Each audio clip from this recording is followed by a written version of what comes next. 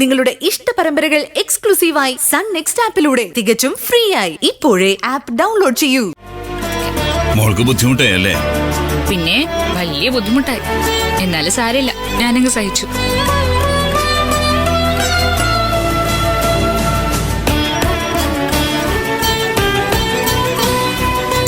ഞാനും പിടിക്കാൻ മുത്തശ്ശന്. കൊള്ളാലോ.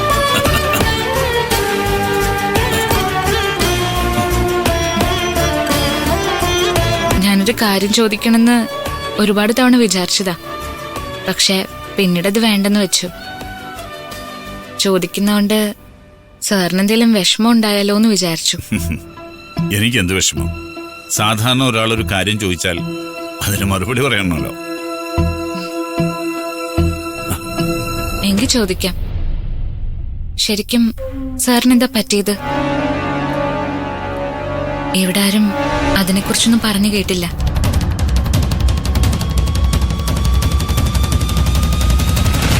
ഞാൻ അറിയുന്നതിൽ കുഴപ്പമില്ലെങ്കിൽ പറയാം.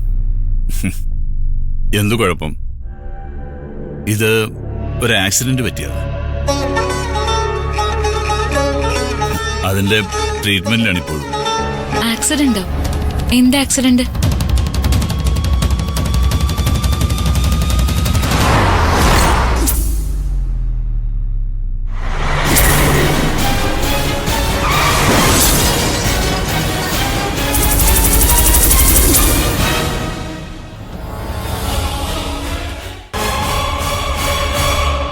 അതിനെക്കുറിച്ച് ഓർക്കുമ്പോ എനിക്കിപ്പോഴും പേടിയാ.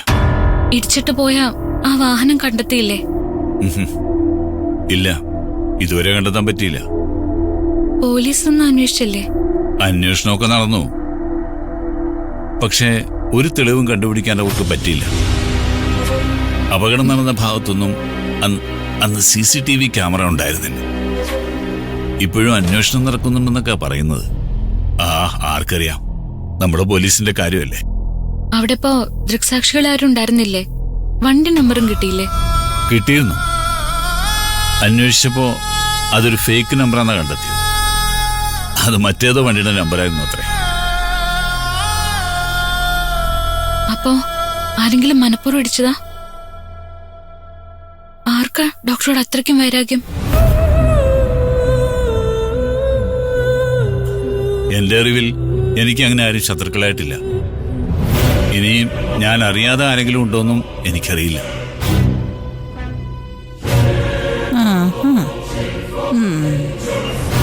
പലപ്പോഴും നമ്മളറിയാതെ നമ്മുടെ ജീവിതത്തിൽ ഓരോ സമയത്തും ഒരുപാട് ശത്രുക്കളുണ്ടാവാം.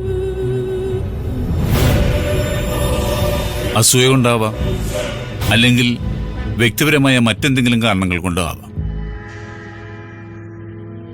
ചിലപ്പോ അത് കുടുംബത്തിനകത്തു നിന്നും ആവാം. ആരാണ് നമ്മുടെ ശത്രുവെന്ന് നമുക്ക് എങ്ങനെ തിരിച്ചറിയാൻ സാധിക്കുക? എല്ലാവരും നമ്മളെ കാണുമ്പോൾ ചിരിക്കുന്നു, സംസാരിക്കുന്നു. അവരുടെ മനസ്സിലെന്താണെന്ന് നമുക്കറിയില്ല. അതും ശരിയാ. ഒരു ശത്രു ഉണ്ടാവാൻ അധിക സമയമൊന്നും വേണ്ട. ഇപ്പൊ തന്നെ ഞാൻ ഒന്നും ചെയ്യാതെ തന്നെ അക്ഷര മാഡം എന്റെ ശത്രു ആയത് കണ്ടില്ലേ? അവൾക്ക് എല്ലാവരും ശത്രുക്കളാ.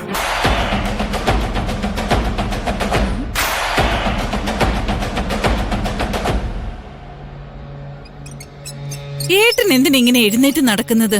ഡോക്ടർ ഇതുവരെയായിട്ടും എഴുന്നേറ്റ് നടക്കാൻ പറഞ്ഞിട്ടില്ലല്ലോ. അപ്പോ ഞാൻ ഒരിക്കലും എഴുന്നേറ്റ് നടക്കരുതെന്നാണോ നിന്റെ ആഗ്രഹം? ദൈവദോഷം പറയലേട്ടാ. ചേട്ടൻ ഈ ചക്രത്തിന്റെ മേളിൽ നിന്ന് എഴുന്നേറ്റ് നടക്കാൻ വേണ്ടി 3 നേരം പ്രാർത്ഥിക്കുന്നവളാ ഞാൻ. നിന്റെ പ്രാർത്ഥനയൊക്കെ എനിക്കറിയാം. അതല്ലേ ഏട്ടാ, ഡോക്ടർ പറയുന്നതിന് മുമ്പ് എഴുന്നേറ്റ് നടന്ന മറ്റെന്തെങ്കിലും പ്രശ്നം ഉണ്ടാവോന്നാ എന്റെ പേടി. ഞാനൊരു ഡോക്ടറാണെന്നുള്ള കാര്യം നീ മറന്നു. എന്നെ ട്രീറ്റ് ചെയ്യുന്ന ഡോക്ടറോട് ചോദിച്ചിട്ട് തന്നെയാ ഞാൻ എഴുന്നേറ്റ് നടക്കാൻ തുടങ്ങി.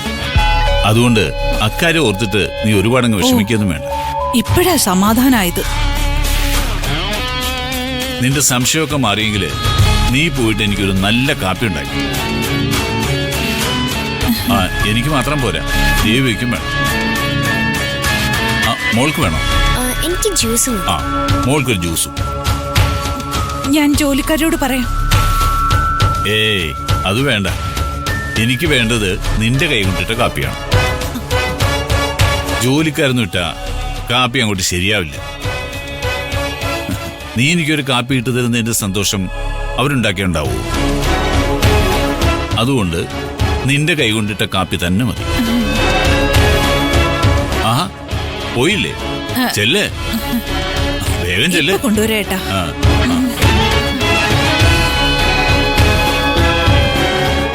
ഒരാൾക്ക് കാപ്പി, ഒരാൾക്ക് ജ്യൂസ്. ഏട്ടനായി പോയി. അല്ലെങ്കിൽ കാണിച്ചു കൊടുക്കും.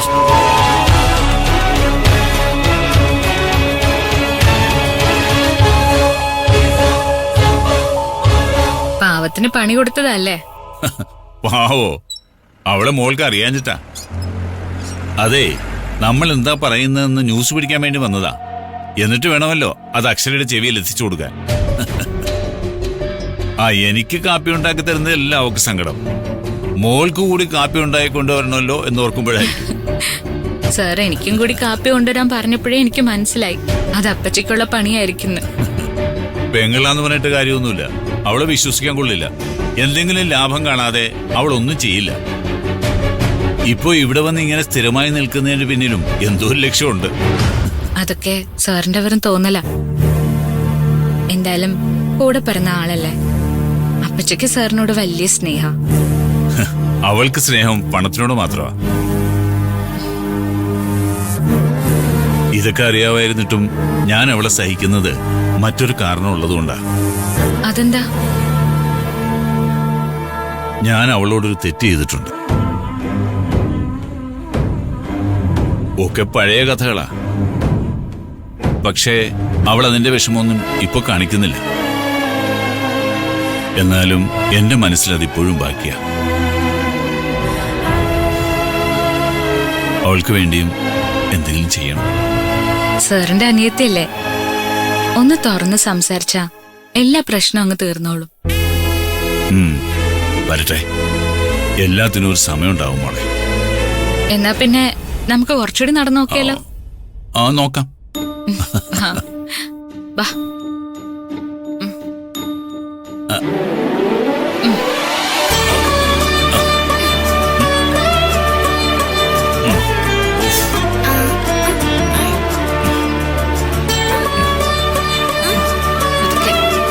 സൂക്ഷിച്ച്.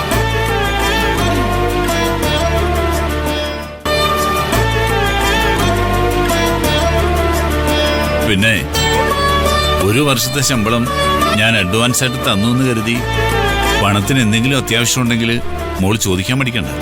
ഓ, എനിക്കിപ്പോ പണത്തിനൊന്നും ആവശ്യമില്ല. എന്തെങ്കിലും ആവശ്യം വരുമ്പോ ഞാൻ ചോദിക്കാം, പോരെ? ഓ, അത് മോളുടെ ഇഷ്ടം. മോളടുത്തുള്ളപ്പോ മനസ്സിന് വല്ലാത്തൊരു ആശ്വാസമാണ്.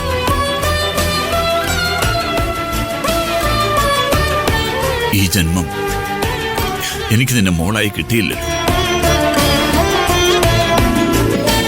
സാരില്ല, അടുത്ത ജന്മത്തില് എന്നെ മകളായി കിട്ടാൻ പ്രാർത്ഥിച്ചാ മതി.